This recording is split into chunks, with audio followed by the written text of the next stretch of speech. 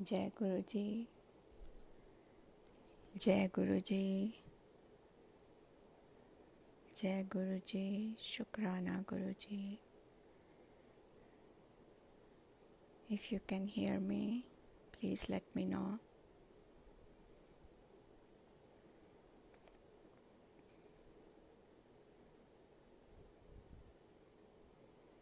शुक्राना गुरु जी।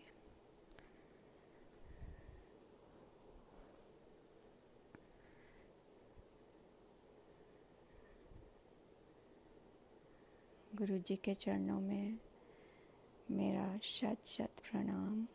एंड गुरु जी की संगत को भी बहुत बहुत प्रणाम। गुरु जी as Guru ji used to से, मुझे अपनी संगत बहुत प्यारी है, तो सारी प्यारी प्यारी संगत को बहुत बहुत बहुत बहुत प्रणाम। गुरु जी आपका बहुत बहुत शुक्राना जो आपने सत्संग करने का मौका दिया, आपकी महिमा गाने का मौका दिया। गुरु जी आपका बहुत बहुत बहुत बहुत शुक्राना कि आपने अपनी महिमा गाने का मौका दिया। कैसे, पहले मैं ये बताऊंगी कि मैं गुरु जी को कैसे मिली। गुरु जी ने तो मेरे को कब से पकड़ा था, पर हम ही होते हैं जो कैसे मंद बुद्धि, कैसे नहीं मिल पाते। पर गुरु जी का हमारा कब का साथ है ये हमें नहीं पता। बहुत बहुत जन्मों का साथ होगा, पर हमें तो अपनी ये फिज़िकल बॉडी में ही पड़े रहते हैं और फिज़िकल बॉडी का ही एहसास है। तो वो अपनी फ़िज़िकल बॉडी का बताऊंगी आपको कि मैं शिकागो में रहती हूँ और 2006 में मैं इंडिया आई थी। और मेरी जो बड़ी सिस्टर हैं वो गुरुजी के पास काफ़ी समय से जा रही थी। मंजू आंटी है मेरी बड़ी सिस्टर, मंजू पाल आंटी। तो उन्होंने मुझे कहा कि तू गुरुजी के पास चल, और कोई एजेंडा नहीं था, कोई कुछ नहीं था, बस उसने कहा कि तू गुरुजी के पास चल मेरे साथ गुरुजी की ब्लेसिंग्स लेने। तो मैं बिल्कुल मानती नहीं थी किसी भी गुरु में। आर्य समाज फैमिली में रेज हुई हूँ, और मैंने दीदी को कहा तू क्या किन चक्रों में पड़ गई है। तो शी सेड नहीं, तू एक बार चल तो सही, बस तू गुरुजी के पास चल, तुझे कुछ करना तो है नहीं, ना ही तुझे कुछ मांगना है, तू बस मेरे साथ चल और ब्लेसिंग्स लेके आ जाना। तो मैं अपनी सिस्टर को अपनी सिस्टर कम और मदर ज़्यादा मानती हूँ, तो उसको मना नहीं कर सकती। तो मैंने कहा अच्छा दीदी तुम कह रही हो तो मैं ज़रूर चलूँगी। तो मैं यूएस वापस आने वाली थी 3-4 दिन में। तो उसने कहा कि और मेरे हस्बैंड जो मेरे अंकल हैं वो बिल्कुल फेवर में नहीं थे, पर मैंने कहा कि नहीं मुझे जाना है। काफ़ी घर से भी डांट पड़ी, और मैं, मेरी सिस्टर और मेरी नीस गए गुरुजी के पास एम्पायर एस्टेट। तो एम्पायर एस्टेट में पहुँचे और देर भी हो गई। उस दिन ट्रैफिक बहुत ज़्यादा था, तो हम काफ़ी देर से पहुँचे और संगत भी बहुत ज़्यादा थी उस दिन। समहाउ क्या, वो तो सब गुरुजी की लीला होती है, हमें उस समय पता नहीं होता। तो मेरी सिस्टर ने मेरे को रास्ते में बता दिया था कि बस तुझे किसी इधर उधर नहीं देखना, सीधा गुरुजी से कनेक्ट करना है। चाय प्रसाद आएगी, लंगर प्रसाद आएगा, वो पूरा खाना है और बिल्कुल भी छोड़ना नहीं है, और किसी से कोई बात नहीं करनी, क्योंकि हो सकता है कि हम सब अलग हो जाएं एक बार हम वहाँ पे जाएं। कई बार ऐसा हो जाता है। तो मैंने कहा ठीक है। फिर वहाँ पहुँचे, एज आई सेड काफ़ी संगत थी उस दिन, तो हम लोग अलग हो गए और मैं एक कोने में बैठी थी। मुझे पता नहीं आसपास कौन था, क्योंकि मैंने आसपास किसी को नहीं देखा। मैं सिर्फ गुरुजी को ही देखती जा रही थी, और गुरुजी को देख के उस समय ऑनेस्टली संगत जी कुछ मेरे को ख्याल नहीं आए, कुछ विचार नहीं आए, कुछ नहीं आया। बस मैं यही सोच रही थी उनको देखते हुए कि इतनी संगत है, इनको क्या पता कि मैं आई हूँ पहली बार। इतने लोग इस हॉल में बैठे हुए हैं। मेरी सिस्टर ले आई और मुझे घर जाके पैकिंग भी करनी है, वापस भी जाना है, डांट भी पड़ी है, पर मैं यहाँ पे बैठी हुई हूँ, पता नहीं क्यों बैठी हुई हूँ। That's all was crossing my mind. और बस सिर्फ गुरुजी को एकटक देखे जा रही थी और कुछ नहीं। और गुरुजी कभी स्माइल करते थे, कभी इधर देखते थे, पर उस समय मैं बस बैठी यही यही सोचे जा रही थी, कुछ और सोच भी नहीं आया दिमाग में। तो चाय प्रसाद आया, चाय प्रसाद पी लिया। लंगर प्रसाद आया, लंगर प्रसाद में उस दिन ये भी मुझे उस समय कुछ पता नहीं था, बहुत ज़्यादा मिर्ची थी और मिर्ची वाली चटनी भी बहुत मिर्च थी। पर मैं कम, हमारे यहाँ सब कम मिर्च खाते हैं, तो मैंने सोचा पता नहीं, कुछ पता तो था नहीं, पूरा लंगर प्रसाद खा लिया। और फिर मैं ढूंढ रही थी अपनी नीस और अपनी सिस्टर को कि अब जाना है, क्या करना है। तो इतने में अनाउंसमेंट हुई कि आज संगत बहुत ज़्यादा है, तो जो संगत देर से आई है वो सीधे बाहर निकल जाए, गुरुजी की आज्ञा लेने की ज़रूरत नहीं है, उनको गुरुजी से मिलना नहीं होगा आज। तो मैं मन ही मन और भी भुनभुनाने लगी कि अच्छा, एक तो इतनी दूर लेकर भी आई, इतनी देर से मैं यहाँ बैठी भी हूँ, और अब वो कह रहे हैं बाहर चले जाओ। तो उसने तो कहा था कि गुरुजी से मिलना होगा, तो गुरुजी की ब्लेसिंग्स लेने के लिए। तो मैंने सोचा कि कोई फ़ायदा भी नहीं हुआ, उनको तो पता भी नहीं चला। और इतने में मेरी सिस्टर दिखी मुझे, तो मैंने उनको बोला कि चलो बाहर चलो, अनाउंसमेंट हो गई है। तो उन्होंने बोला कि हाँ, अनाउंसमेंट तो हो गई है, तो पर तुम जाओ और लाइन में लग जाओ, दैट्स ओके, अगर गुरुजी ने बुलाना होगा तो ठीक है, नहीं तो बाहर तो जाना ही है। और वो उसने कहा कि मैं बाहर जा रही हूँ, क्योंकि मैं तो ठीक है, मैं लाइन में नहीं लगूंगी, पर तुम्हारा चांस होना चाहिए। और मेरी नीस और मेरे को छोड़ गई। तो हम दोनों लाइन में लग गए। और संगत जी, उस समय तो मेरे को इसकी वैल्यू ही नहीं पता थी। जब सेवादारों ने लाइन काटी तो मैं और मेरी नीस लास्ट थे जो गुरुजी के पास गए। मैं गुरुजी के पास गई, गुरुजी के चरण छूने का सौभाग्य प्राप्त हुआ। उस समय वो भी नहीं वैल्यू थी उसकी। आज वो क्षण हर समय याद करती हूँ कि मैंने गुरुजी के चरण छुए और गुरुजी को कहा कि गुरुजी, मैं आपसे यूएस से आई हूँ आपकी ब्लेसिंग्स लेने के लिए। बस गुरुजी ने देखा तो हल्का सा मुस्कुराए और दैट्स इट, और मैं बाहर आ गई। और उस समय भी मुझे कोई फीलिंग नहीं आई। तो मेरी सिस्टर ने कहा कि गुरुजी ने कुछ कहा? मैंने कहा नहीं, बस गुरुजी हल्का सा मुस्कुराए और हम वापस आ गए। और 2-3 दिन बाद मैं शिकागो वापस आ गई। उसके आने के कुछ दिन बाद गुरुजी मुझे ड्रीम में आए। उस समय तो मुझे यही नहीं पता था कि ड्रीम नहीं, गुरुजी की टेलीपैथी होती है।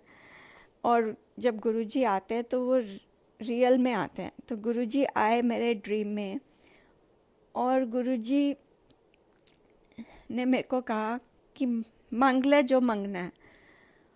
और मुझे संगत जी, किसी को मैंने ज़िंदगी में नहीं बताया था, अपनी सिस्टर को भी नहीं, किसी को भी नहीं बताया हुआ था कि मैं बचपन से मेरे मन में बहुत सारे डर बैठे हुए थे, बहुत सारी इनसिक्योरिटीज़ बैठी हुई थी।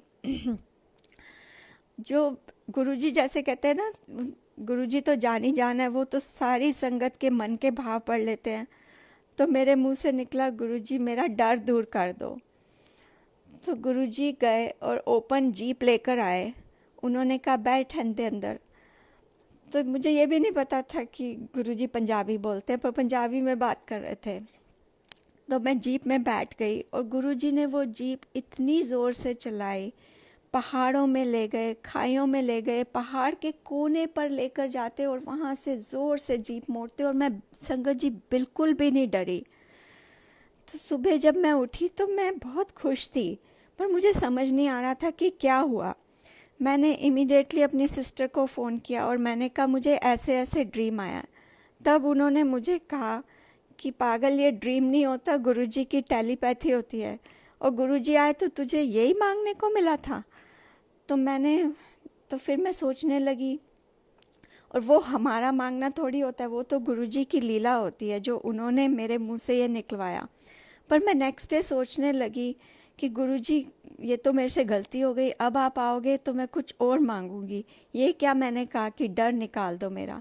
पर सच में उस दिन के बाद से मेरे मेरे को इतनी इनसिक्योरिटी रहती थी, इतना डर रहता था, सारे मेरे डर दूर हो गए। मुझे लगता था कि मैं इतनी दूर यूएस जब आई थी अकेली, तब से 91 में आ गई थी, और हमेशा ये लगता था कि कभी कुछ हो गया तो मैं कैसे हैंडल करूँगी। तब तो फ़ोन भी इजी नहीं था, इंडिया कॉल करना भी बहुत मुश्किल होता था तब। तो वो सारे डर गुरुजी ने एक ही बार में निकाल दिए। पर फिर भी मैं सोचने लगी, क्योंकि अकल तो है नहीं हमें, कि इस बार गुरुजी अगर आएंगे ना तो मैं कुछ और मांगूंगी। और गुरुजी की कृपा देखिए, नेक्स्ट डे इटसेल्फ फिर से गुरुजी आए। और इस बार मुझे ये नहीं पता था कि गुरुजी ने क्या कहा था संगत को कि तुसी मैनू कीड़े मकोड़े वाकन लगते हो।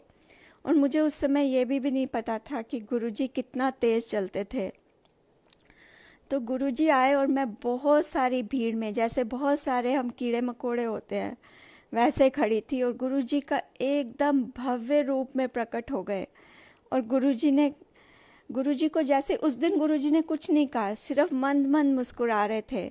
और गुरुजी को जैसे ही मैंने देखा, जैसे मैंने ऊपर मुंह किया, क्योंकि ऐसे लग रहा था मैं बहुत बोनी हूँ और गुरुजी एकदम ऊपर भव्य रूप में है। तो मैंने एकदम जैसे गुरुजी को देखा, मैंने कहा गुरुजी मेरे को गलती हो गई, मैनू ते कल इंज मैं कह दिता, मैनू ते तुसी चाहिए हो। और गुरुजी इतनी ज़ोर से मुस्कुराए कि वो मुस्कुराहट मेरे दिल में बस गई।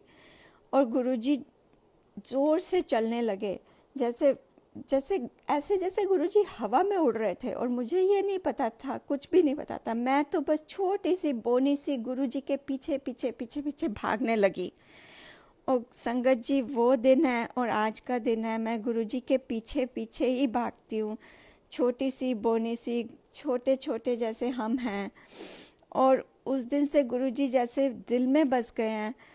उस दिन के बाद से सारे डाउट, सारे इफ्स एंड बट्स सब खत्म हो गए। और गुरुजी की ऐसी कृपा हुई है कि हर दिन सत्संग बन गया। ऐसे नहीं कि मुश्किलें नहीं आती, ऐसे नहीं कि कठिनाइयाँ नहीं आती, ऐसे नहीं कि गुरुजी ने नींबू की तरह नहीं निचोड़ा। गुरुजी ने नींबू की तरह बहुत निचोड़ा है उसके बाद से। पर ऐसे लगता है कि जब गुरुजी अंदर हैं तो फिर क्या गम है, गुरुजी मेरे साथ हैं तो फिर क्या सोचना है। अभी आपको एक रीसेंट सत्संग सुनाती हूँ कि मैं अभी मार्च 4 को इंडिया आई थी। और मतलब मेरा तो पहले से ही प्लान बना हुआ था कि ये नहीं पता था कि ये सब हो जाएगा। और जब मैं एयरपोर्ट पे, शिकागो एयरपोर्ट पे पहुंची, बहुत पैकिंग में बिज़ी थी। मेरे हस्बैंड पहले आ गए थे इंडिया, क्योंकि उनकी मदर की तबीयत काफ़ी ख़राब थी। तो मैं अकेली थी, घर पूरा रैप अप करके आना था, तो मैंने न्यूज़ ही नहीं सुना। और जब मैं एयरपोर्ट पहुंची तो पूरा न्यूज़ कोविड से भरा हुआ था। तो मैं थोड़ा घबराई भी, पर मैंने कहा कि कोई बात नहीं, अब तो मेरे हस्बैंड भी वहीं हैं और अभी तो इंडिया जाना ही है। तो 4 मार्च को इंडिया आ गई। और मेरा अभी मैं थोड़े सालों से हर साल आती हूँ इंडिया, क्योंकि मेरे पेरेंट्स ओल्ड हैं, they are both 85 year old. तो उनका मेरा पर्पज़, 2 ही पर्पज़ होते हैं। एक तो बड़े मंदिर जाना, गुरुजी के चरणों में, बस वहाँ जाके ऐसे लगता है कि स्वर्ग में पहुँच गई हूँ। और दूसरा अपने पेरेंट्स को मिलने के लिए। पर संगत जी, हमेशा मेरे मन में जब भी आती हूँ थोड़े दिन ही पेरेंट्स को मिल पाती हूँ, तो हमेशा ये गिल्ट फीलिंग रहती है कि पेरेंट्स के लिए आती हूँ हर साल, पर उनकी सेवा नहीं कर पाती हूँ। तो इस साल जैसे गुरुजी भाव पढ़ते हैं हमारे, एक एक भाव पढ़ लेते हैं। तो इस साल जैसे ही मैं पहुंची, आते ही मेरी मदर इन लॉ की तबीयत काफ़ी ख़राब थी। तो पहले मैं अपनी मदर इन लॉ के पास थी, तो एकदम से मंदिर भी नहीं जा पाई। और मैंने अपनी सिस्टर को फ़ोन किया, मैंने कहा कि मंदिर अभी जैसे ये थोड़ा ठीक होंगी तो मंदिर मुझे जाना है सबसे पहले। तो उसने बोला कि हाँ, 14 को फ्राइडे है तो मैं फ्राइडे को जाती हूँ, तू मेरे साथ ही चलना। और मैं हमेशा उसके साथ ही जाती हूँ, क्योंकि कोई और मुझे ले जाने वाला है भी नहीं। मेरे अंकल, मेरे हस्बैंड बिल्कुल अभी भी बिल्कुल नहीं मानते। वो भी गुरुजी की लीला है, वो मेरा टेस्ट होता है हर बार। नहीं तो उसमें क्या, गुरुजी चाहते तो 1 सेकंड में गुरुजी की शरण में आ सकते थे, पर गुरुजी अपने हर भक्त का टेस्ट अलग अलग तरीके से लेते हैं। मेरा इस तरीके से लेते हैं। तो मेरी मदर इन लॉ की तबीयत थोड़ी ठीक हो गई, संभल गई, और थर्सडे 13 मार्च को मैं अपनी दीदी के घर जाने वाली थी, शालीमार बाग, क्योंकि फ्राइडे को मैं बहुत खुश थी कि मंदिर जाऊंगी। और जब मंदिर जाने का समय आता है तो बस ऐसे मन अंदर से मयूर की तरह नाच रहा होता है कि कल जैसे एक मेरा बड़ा मायका है, पेरेंट्स के घर तो जाना ही है, और वो गुरुजी का जो घर है, वो जो गुरुजी का आश्रम है, वो सबसे बड़ा मायका है, वहाँ जाना है। तो इतनी खुश थी, इतनी खुश थी संगत जी। ये जो आई डोंट नो क्यों ये आंसू आ जाते हैं जब भी गुरुजी की बातें करती हूँ। ये मेरे को खुद को नहीं पता, कितनी भी कोशिश करूँ, आई थिंक गुरुजी के प्रेम के आंसू हैं। तो मुझे माफ़ करना संगत जी, और गुरुजी आपके प्रेम के आंसू है, आपके चरणों में ही बहे हमेशा, और कहीं ना बहे, बस यही प्रार्थना है आपसे। तो फिर थर्सडे को मैं जाने वाली थी, शाम को 4 बजे मेरी सिस्टर का फ़ोन आता है कि मंदिर तो बंद हो गया बिकॉज ऑफ कोविड, बट तू आ जा मेरे पास। तो आई वॉज लाइक, किसी को कुछ कह भी नहीं सकती, अपने हस्बैंड को भी नहीं अपना मन की बात बता सकती। तो I was just so sad. तो मैं बस सिर्फ गुरुजी से यही कहा, गुरुजी मैं तो इन्नी दूरों आनी आ तुहानू मिलन, मेरे को तो कोई ले जाने वाला भी नहीं है आपके पास कि अब आपके द्वार के बाहर ही माथा टेकने कोई मुझे ले जाए। कैसे जाऊंगी अब मैं, आपको कैसे मिलूंगी? ऑल्दो आप मेरे अंदर रहते हो, पर वो तो मेरा मायका है। तो बस ये मन में गुरुजी को कहा। तो मेरी सिस्टर को मैंने कहा फिर मैं नहीं आती। शी से मैंने कहा मदर इन लॉ भी अभी थोड़ी थोड़ी ठीक हुई है। शी से नहीं, आ जा, एटलीस्ट एक दिन स्पेंड कर जा, तो मिलना भी हो जाएगा। तो आई सेड ओके। तो थर्सडे मैं आ गई उसके यहाँ, पर मन में यही था कि कल गुरुजी मंदिर बंद हो गया, और वो तो सेफ्टी मेजर्स हैं, वो तो होना ही है। सेफ्टी मेजर्स तो बहुत इम्पॉर्टेंट है ऐसे टाइम में, वो भी दिमाग में आ रहा था। तो रात को अराउंड 11 बजे एक अंकल का फ़ोन आता है, कोचर अंकल हैं, उनका फ़ोन आता है। वो हर फ्राइडे को दूध की सेवा करते हैं, और उनका फ़ोन आया मेरी सिस्टर को। उन्होंने बोला कि मेरे को सेवा मिली है कि कुछ बहुत सारा नहीं, बट दूध लेकर जाना है। तो मैंने कहा उन्होंने कहा कि आपको भी चलना है। तो मेरी सिस्टर ने मेरे को पूछा, और मैंने कहा नेकी और पूछ मैंने उसको कहा प्लीज़ प्लीज़ प्लीज़ प्लीज़ उनको कहो कि हमको भी उनके साथ चलना है। तो उसने उनको बोला हाँ जी ज़रूर। तो उन्होंने कहा कि आप 12 बजे बिल्कुल रेडी रहिएगा, और मैं आ जाऊंगा आपको पिक करने के लिए। तो मैं तो अंदर से इतना नाचने लगी, गुरुजी को बार बार थैंक यू बोलने लगी, गुरुजी थैंक यू आपने बुलाया। और इतनी खुश थी कि मतलब सुबह उठ के कुछ खाने का भी मन नहीं कर रहा था। ये तो सोचा ही नहीं कि मंदिर बंद है क्या है, ये सोचा गुरुजी के पास जा रही हूँ, बस वहीं सब कुछ लंगर प्रसाद खाऊंगी, मायके जा रही हूँ आज। तो गुरुजी थैंक यू आपने बुला लिया। तो उन्होंने तैयार हो गई, सुबह से तैयार होके बैठी थी। 12 बजे एग्जैक्ट अंकल आ गए। हम लोग, आंटी मेरी सिस्टर और अंकल और उनकी आंटी, मेरी सिस्टर और मैं, हम लोग बैठ गए उनके साथ, और 2 बजे करीब हम लोग मंदिर पहुँचे। और जैसे ही मंदिर पहुँचे तो मेरा तो मन बस खुशी से नाच रहा था। तो अंकल ने बोला कि आप लोग इधर से जाओ और मैं दूध प्रसाद दे के आता हूँ। तो मैं बाहर से ही माथा टेका गुरुजी को, पर वहाँ पे पूरा मंदिर बंद था। 3-4 सेवादार थे, उन्होंने भी मास्क लगाए हुए थे, और उन्होंने कहा कि सॉरी आंटी मंदिर बंद है, आप लोग अंदर नहीं जा सकते। तो हमने कहा कोई बात नहीं, हम बाहर से ही माथा टेक लेंगे। मैं तो बस ये खुश थी कि गुरुजी कैसे आपने भाव पढ़ लिए, जो कहा था वो ही सुन लिया। और अंकल वहाँ गए दूध देने के लिए, तो उन्होंने दूध प्रसाद भी नहीं लिया। उन्होंने कहा नहीं अंकल मंदिर बंद है, आपको गलत इन्फॉर्मेशन आ गई या आपको इन्फॉर्मेशन अपडेट नहीं हुई रात को सेवा सॉरी कोऑर्डिनेटर से कुछ भी जो मिसकम्युनिकेशन हुआ, I don't know what happen, but वो I know why it happen, क्योंकि गुरुजी ने अपने एक भक्त को बुलाना था, जो अरदास की थी वो सुनी थी। और वो अंकल भी इतना हैरान हुए कि इतना कैसे मिसकम्युनिकेशन हो गया कि मैं इतना दूध लेकर आया और उन्होंने एक थैली भी दूध की नहीं ली। उन्होंने कहा नहीं अंकल सब कुछ बंद है, and they were totally right, सब कुछ बंद था। पर फिर भी सेवादार वर सो नाइस कि उन्होंने बाहर ही हमें जल प्रसाद पिलाया, माथा टेकने दिया बाहर से।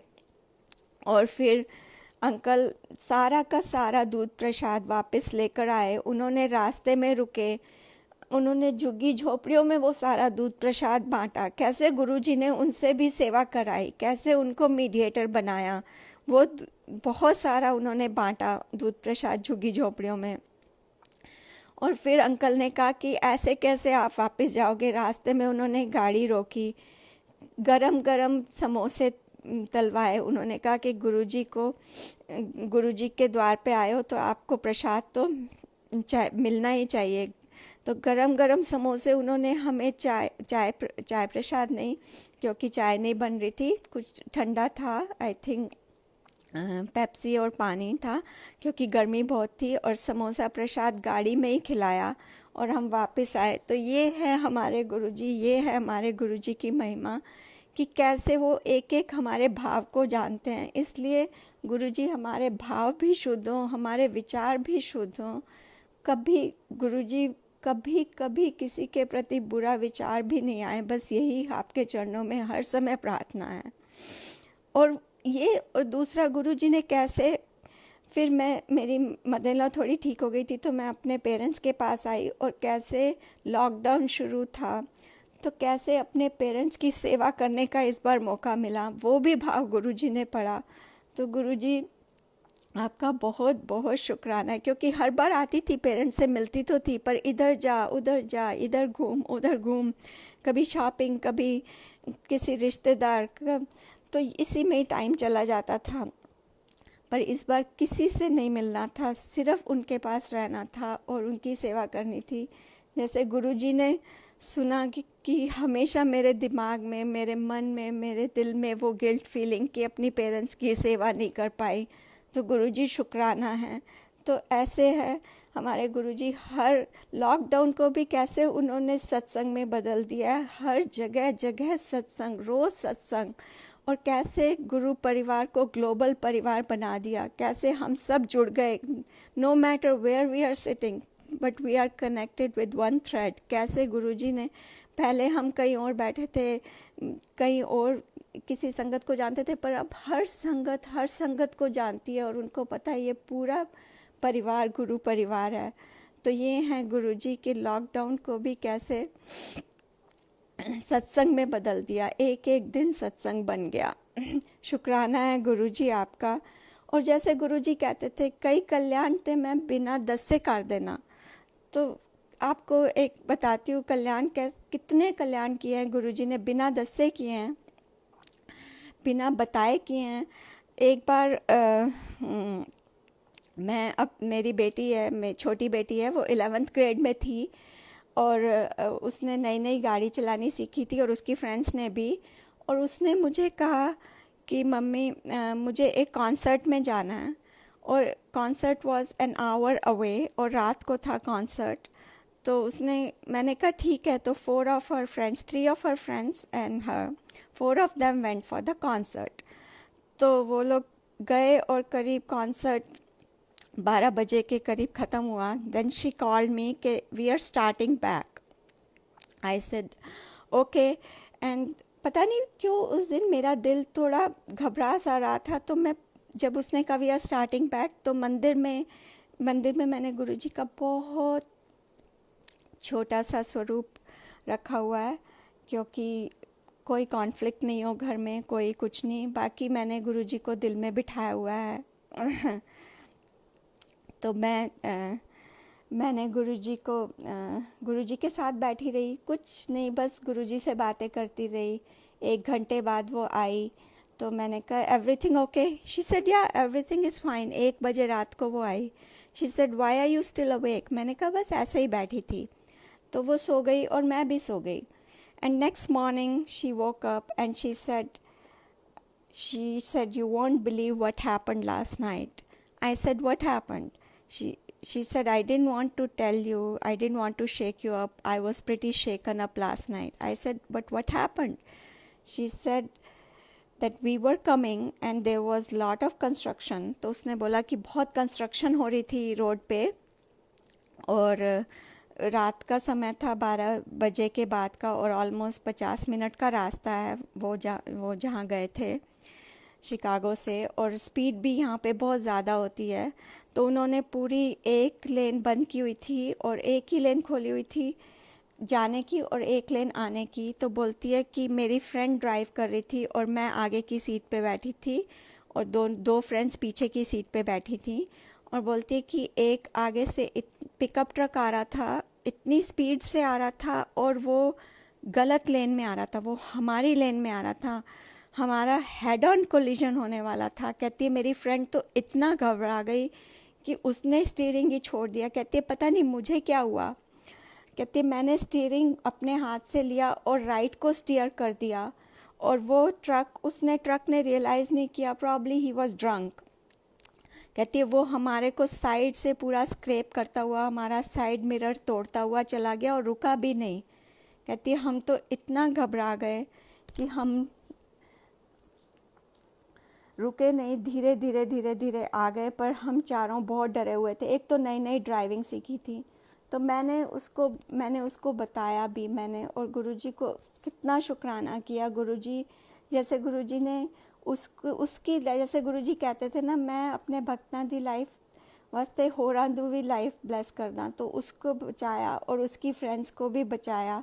और जैसे कहते गुरुजी बिना दस से कल्याण किया। तो शुक्राना है गुरुजी, आपका बहुत बहुत शुक्राना है।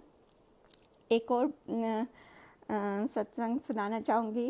एक बार हम गुरु पूर्णिमा पे इंडिया आ रहे थे और इस बार हम चारों आ रहे थे। आई थिंक 2008 की बात है जहाँ तक मुझे ध्यान है। तो मैं बहुत खुश थी क्योंकि नेक्स्ट डे गुरु पूर्णिमा थी और उतरते ही मैं तो सीधा बड़े मंदिर जाने वाली थी। मेरी सिस्टर आंटी मुझे पिक करके ले जाने वाली थी और मेरे हस्बैंड और बच्चे मेरे इन लॉज के यहाँ जाने वाले थे, क्योंकि मेरे हस्बैंड ने कहा से मैंने परमिशन ले ली थी कि मैं अकेले ही he was like, he said okay you can go right away to the temple. I said this time I have to go, Guru Purnima है, मुझे गुरुजी के पास जाना है। तो मैं बहुत खुश थी कि सीधे इस बार बड़े मायके जाने का मौका मिलेगा।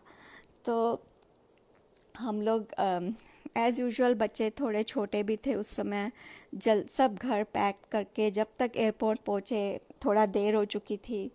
और उस समय अमेरिकन एयरलाइंस की डायरेक्ट फ़्लाइट चलती थी शिकागो से दिल्ली। तो हम लोग ने चेक इन किया एंड चेक इन करने के बाद उन्होंने कहा flight is oversold, but we said okay. And फिर हमें जब उन्होंने गेट पे पहुँचे बोर्डिंग पैसेस के लिए, तो they said since you are little late and flight is oversold, so you have been bumped to a flight tomorrow. तो हम आप लोग कल जाएंगे और आप लोग बैठिए, जब फ़्लाइट जाने से आधा घंटा पहले हम लोग आपको होटल वाउचर देंगे और आपको रात को होटल में ठहरना है।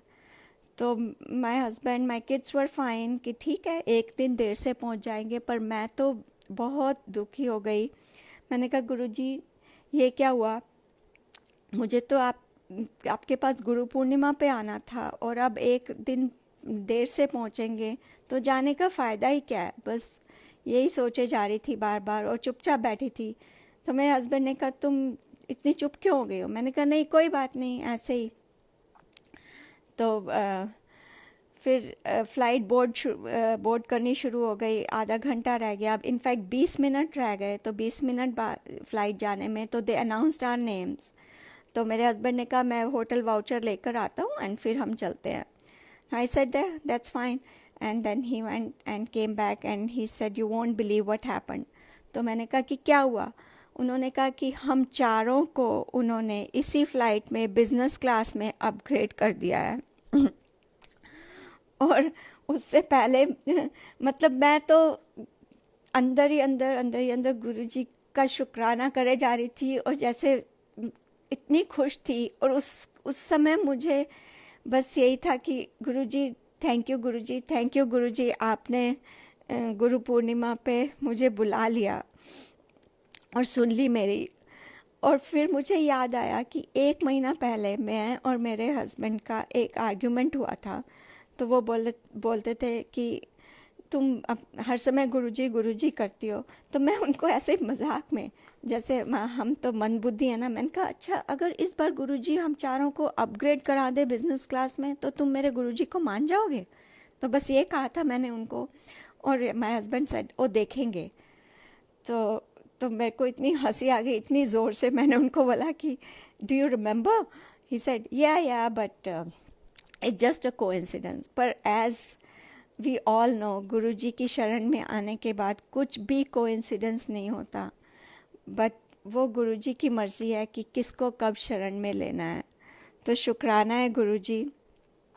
एक अपने पापा का सत्संग सुनाना चाहूँगी, ज़रूर शेयर। पापा का क्या है, तो सारे सत्संग हमारे गुरुजी के, सब महिमा तो गुरुजी की है, पर कैसे वो कल्याण करते हैं। एक बार उनकी शरण में आ जाओ तो कैसे बड़ी बड़ी मुश्किलों को भी छोटा बना देते हैं। एक बार फिर से, अब तो गुरुजी के ड्रीम नहीं है, गुरुजी की टेलीपैथी हुई कि मैं एक सत्संग में गई हूँ और वहाँ गुरुजी ऑलरेडी खड़े हैं। तो मैं जैसे ही पहुँची, मैंने गुरुजी को फटाफट साक्षात प्रणाम किया। एंड गुरुजी कहते लेट आई है। मैं कहा सॉरी गुरुजी लेट हो गई। तो गुरुजी ने कहा कुछ कहा नहीं, बस फिर मेरे को गुरुजी ने ये विज़न दिखाया कि as if he took out somebody's testicles and threw them out. I didn't see any face, nothing. तो मैं बहुत परेशान हो गई ये देख के, और थोड़ा ऐसे जैसे कहते हैं ना गिल्ट फीलिंग भी आई कि मैंने तो कभी ज़िंदगी में कभी कुछ सोचा भी नहीं, गलत भी नहीं सोचा किसी के बारे में। इस तरह का ड्रीम क्यों आया और इस तरह की टेलीपैथी क्यों दिखाई गुरुजी ने। अपनी सिस्टर तक को नहीं बोला। मैंने सोचा कि ये बहुत अजीब सा है, मैंने उसको भी नहीं बोलूँगी, वो क्या सोचेगी मेरे बारे में। ये सोचने लगी, अपने बारे में ही सोचने लगी कि ऐसा क्यों आया मुझे। फिर 3 दिन बाद अपने पेरेंट्स से बात कर रही थी, तो पापा ने बोला कि मुझे प्रोस्टेट कैंसर डिटेक्ट हुआ है। तो मैं ये आई थिंक 3-4 साल पहले की बात है। तो जैसे ही उन्होंने बोला कि मुझे प्रोस्टेट कैंसर डिटेक्ट हुआ है, I right away connected the dots कि गुरुजी ने तो इनको पहले ही ब्लेस कर दिया है, पहले ही निकाल दिया और फेंक दिया उसको, कैंसर को। तो तब जाके समझ में आई। तो मेरे को बिल्कुल भी टेंशन नहीं हुई। पापा टेंशन में थे, मम्मी टेंशन में थी, पर मेरे को बिल्कुल भी टेंशन नहीं हुई। मैंने उनको बताया भी नहीं कि गुरुजी की टेलीपैथी, क्योंकि वो भी जैसे मैंने कहा गुरुजी अपने भक्तों का इस तरह टेस्ट लेते हैं, वो भी गुरुजी को बिल्कुल नहीं मानते। तो उनके थ्रू भी मेरा हर समय टेस्ट होता है, पर गुरुजी उनको भी गुरुजी ने कैसे ब्लेस किया। तो मैंने कुछ नहीं बोला। तो उन्होंने कहा कि अभी डॉक्टर से अपॉइंटमेंट है, फिर पता चलेगा कि सर्जरी होगी कि नहीं। तो थोड़े दिन बाद उनकी डॉक्टर से अपॉइंटमेंट हुई एंड डॉक्टर ने कहा कि सर्जरी के अलावा कोई चारा नहीं है। एंड वो 81 या 80 या उस समय 81 या 80 ऑलमोस्ट 82 थे। Now he is 85, so I think 3-4 साल पहले की बात है। तो मैंने उनको बोला कि and surgery is risky at that age. हमने 1-2 केसेस उसी समय सुने थे कि सर्जरी के समय ही what happen to them, they passed away. तो हमने बोला कि एक ओपिनियन और ले लीजिए। तो उन्होंने एक ओपिनियन और लिया, उन्होंने भी कहा कि सर्जरी होगी। Then that time my uncle, my chacha, मेरे चाचा जो है एम्स के हेड ऑफ द डिपार्टमेंट जो हैं, उनके अच्छे दोस्त हैं। तो उन्होंने कहा मैं आपको उनके पास ले चलता हूँ, जो ऑन्कोलॉजिस्ट हैं, तो उनके पास ले जाता हूँ and let's take another opinion. तो उनके पास गए, उन्होंने सारी इनकी रिपोर्ट्स देखी और उन्होंने कहा सर्जरी की बिल्कुल ज़रूरत नहीं है, आपको जो वो एक गोली जो अभी कीमो की आती है बस वो खानी पड़ेगी, I think 4 to 6 weeks, and you will be okay. 2 जगह उन्होंने बहुत बड़े बड़े डॉक्टर से ओपिनियन लिया था, उन्होंने कहा था सर्जरी होगी, पर इन्होंने कहा कोई सर्जरी नहीं होगी। एंड संगत जी, मेरे पापा की कोई सर्जरी नहीं हुई, उन्होंने बस वो गोली खाते रहे, अपने आप ही जा जा के गोली लाते थे और खाते थे खुद ही, और बिल्कुल ठीक है इस समय वो। और वो तो गुरुजी ने पहले ही ब्लेस कर दिया था, पर गुरुजी की ब्लेसिंग्स देखिए कि मतलब अपने आप उन्होंने सब कुछ, अपना इलाज खुद किया, कोई कोई कोई कुछ नहीं, कोई हेल्प नहीं, किसी के साथ नहीं जाते थे। और गुरुजी ने, पर मुझे पता था, मैं यहाँ थी, मेरे को पता था कि गुरुजी उनके साथ हैं, तो गुरुजी हर पल शुक्राना है। कैसे गुरुजी अपनी, और उनके साथ ही नहीं, गुरुजी अपनी हर संगत के साथ हैं। अब पहले अगर थोड़ा कुछ गलत होता था तो मैं गुरुजी से कहती थी गुरुजी ये क्यों हुआ, पर अब वो भी नहीं कहती, क्योंकि अब समझ में आ गया कि गुरुजी को पता है कि उसमें भी हमारी कुछ भलाई है। वो हमारी नज़र से वो हमें गलत लगता है, पर वो गलत उस समय हम, क्योंकि हमारी नज़र इतनी छोटी है कि हम तो एक क्षण भी आगे का नहीं देख पाते, पर गुरुजी तो जान ही जान है, उनको पता है कि आगे क्या हमारे लिए अच्छा है। तो जो अगर अभी इस समय हमारे लिए अच्छा नहीं है तो वो भी हमारे लिए अच्छा ही है, तो उसके लिए भी गुरुजी आपका बहुत बहुत हर पल शुक्राना है कि हमारे भाव भी शुद्ध रखिएगा गुरुजी, कभी हमारे भाव में भी, हमारी सोच से भी किसी का नुकसान नहीं हो, बस यही प्रार्थना है आपके चरणों में। और गुरुजी ने कैसे, एक और बार सत्संग शेयर करना चाहूँगी कि कैसे, जैसे गुरुजी कहते थे बिना दस से कल्याण करना, मेरे और मेरे हस्बैंड को भी कैसे न्यू लाइफ दी। एक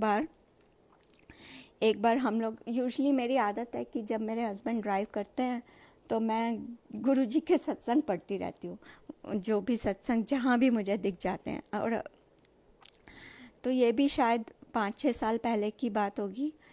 तो थोड़ा वो कभी कभी बहुत इरिटेट भी हो जाते हैं, पर फिर मैं बंद कर देती हूँ। वो कहते हैं कि तुम हर समय, तुम्हें और कोई काम नहीं है। तो पर उस दिन बाय चांस वो ड्राइव कर रहे थे एंड मैं गुरुजी का सत्संग पढ़ रही थी, और हम लोग कहीं जा रहे थे और फ्रीवे पे थे, स्पीड भी काफ़ी ज़्यादा थी, and he was in the left most lane. और मैंने नहीं देखा क्योंकि मैं तो सत्संग पढ़ रही थी, और एकदम से हमारी गाड़ी इतनी ज़ोर से स्वर्व की और नेक्स्ट लेन में आ गई, राइट लेन में आ गई। तो मैंने ऊपर करके देखा तो मेरे, मतलब एकदम से मेरे मुंह से बस निकला शुक्राना गुरुजी। देखा तो एक इतनी बड़ी गाड़ी सडनली वो रैंप पे रुकी हुई थी, लेफ़्ट रैंप में, और सडनली पता नहीं उसको क्या हुआ, वो मेरे हस्बैंड के आगे आ गया और एकदम कोलिजन होना था। बट माय हस्बैंड लकीली, क्या वो तो गुरुजी की कृपा थी कि राइट साइड में उस समय कोई भी नहीं था, तो मेरे हस्बैंड ने स्वर्व करके गाड़ी को पूरी राइट लेन में ले आए। नहीं तो अगर राइट लेन में भी कोई होता तो इतना ज़बरदस्त एक्सीडेंट होना था कि इतनी स्पीड 65 माइल्स पर आवर थी। तो शुक्राना गुरुजी, पल पल शुक्राना, कैसे बिना बताए आप हमें न्यू लाइफ देते हो, बिना बताए सारी संगत का कल्याण कर रहे हो। आज इस समय, इस कोविड के समय भी गुरुजी जो भी कल्याण कर रहे हैं बिना बताए कर रहे हैं, और जो भी हो रहा है हमारे अच्छे के लिए हो रहा है। जब हम लोग अप्रैल में वापस आने वाले थे, 10 अप्रैल की हमारी वापसी की टिकट थी, पर एज लॉकडाउन हो गया, सारी फ़्लाइट्स बंद हो गई।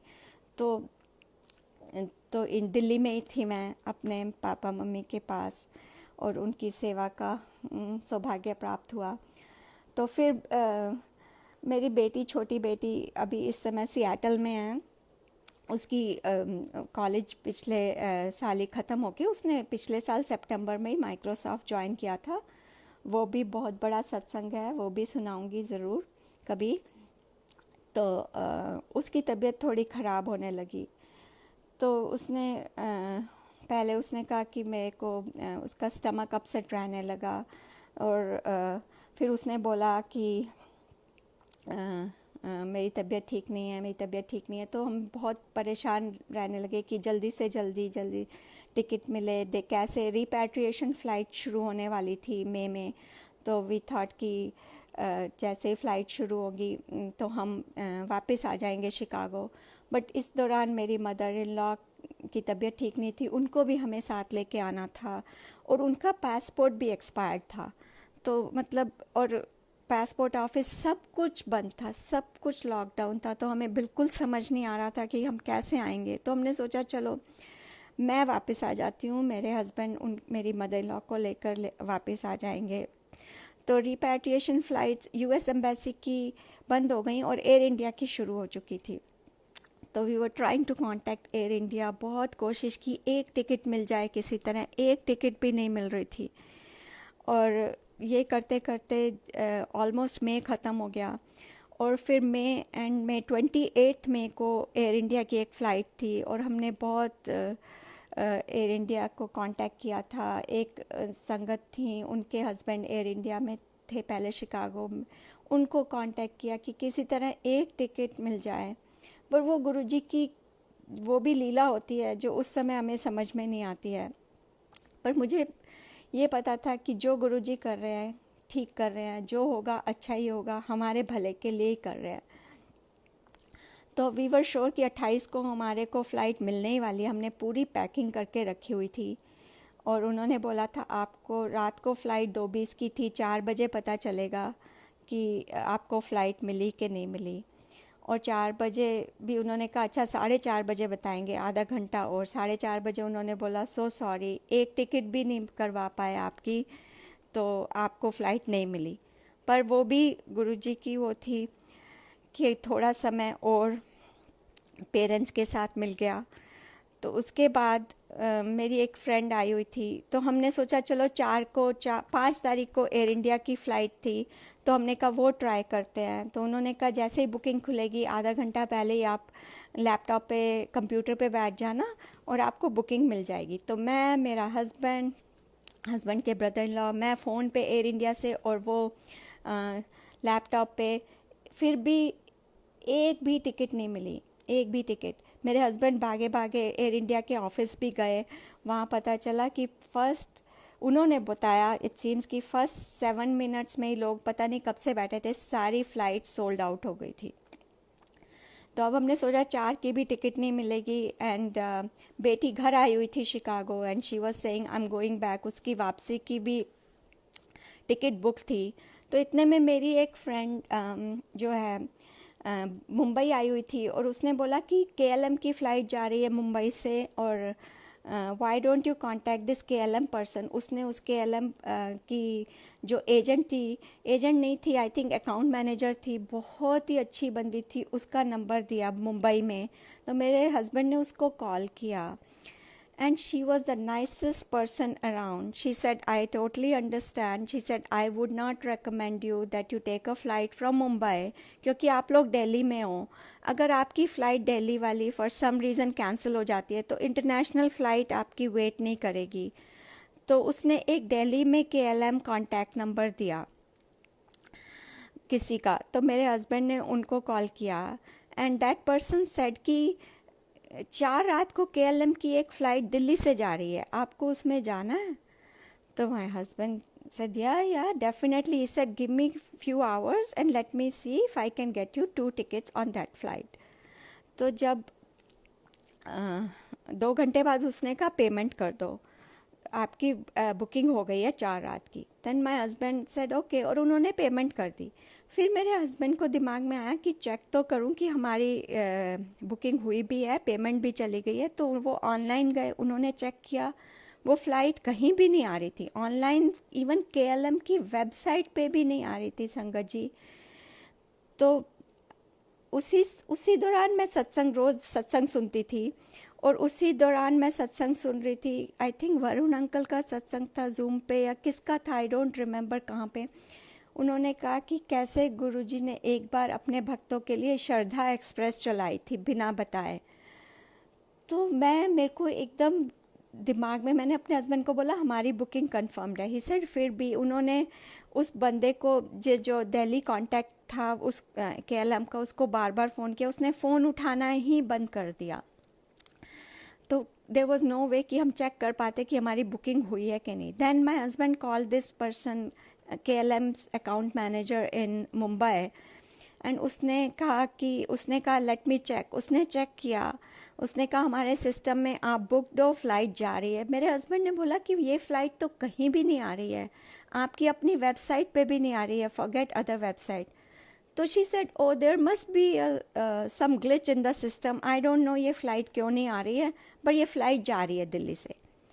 एंड संगत जी, हम उस फ्लाइट से, एयर इंडिया की फ़्लाइट से एक दिन पहले शिकागो पहुंच गए। ऐसे हैं हमारे गुरुजी कि कैसे उन्होंने अपने भक्तों, कैसे तब जैसे मुझे तो यही लगा जैसे श्रद्धा एक्सप्रेस चलाई थी उन्होंने, उस दिन उन्होंने KLM की फ़्लाइट चलाई, बिना बताए, बिना कहीं किसी भी जगह एडवर्टाइज़ किए वो फ़्लाइट आराम से हम लोग आ गए। और बाद में 6 दिन के बाद मेरी मदर इन लॉ भी हमारे, वो KLM ने उनको नहीं अलाउ किया क्योंकि वो US पासपोर्ट होल्डर नहीं है, पर 6 दिन बाद मदर इन लॉ भी यहाँ पे आ गई। और जैसे ही मैं यहाँ आई फिर मुझे थोड़ा अपने पेरेंट्स की चिंता होने लगी कि अरे मैं यहाँ आ गई, वो वहाँ पर हैं और वहाँ पे कोई मेड्स भी नहीं आ रही हैं, दोनों 85 ईयर ओल्ड हैं, मम्मी की लेग्स में भी बहुत प्रॉब्लम है, तो कैसे मैनेज करेंगे, और लॉकडाउन भी खुल गया है, केसेस भी बढ़ रहे हैं। पर फिर मैं सोचने लगी मैं कि जब गुरुजी हैं उनके पास, तो मैं आते हुए यही कह रही थी कि गुरुजी अब आप हो इनके साथ। तो मैंने सोचा कि जब गुरुजी उनके पास है, क्यों मैं ऐसा सोचती हूँ। और एक हफ्ते बाद ही मेरे पेरेंट्स को भी, बॉर्डर पूरे खुले भी नहीं थे, एक किसी ने मदद की और कोई किसी और का फ़ोन आया, वो अपनी कार में उनको बिठाकर, उनका एक छोटा सा अपार्टमेंट है देहरादून में, उत्तराखंड में, वहाँ पे ले गए जहाँ पे सारे सीनियर्स हैं और जहाँ पे बिल्कुल भी केसेस नहीं हैं। और वो दोनों के दोनों गुरुजी की कृपा से सेफ़ एंड साउंड वहाँ पे पहुँच गए। तो ऐसे ऐसे करते हैं हमारे गुरुजी, एक एक छोटी छोटी चीज़ का कैसे ध्यान रखते हैं, हर संगत का, ऐसे नहीं, एक एक संगत का, हर एक संगत के साथ हैं इस समय, हर समय गुरुजी हैं। बस गुरुजी हमें ऐसी बुद्धि दें। हर समय गुरुजी से यही प्रार्थना करती हूँ, गुरुजी जो भी हो उसमें अच्छाई है, जो भी आप कर रहे हैं वो अच्छा ही है हमारे लिए, कभी कभी वो बुरा हो ही नहीं सकता।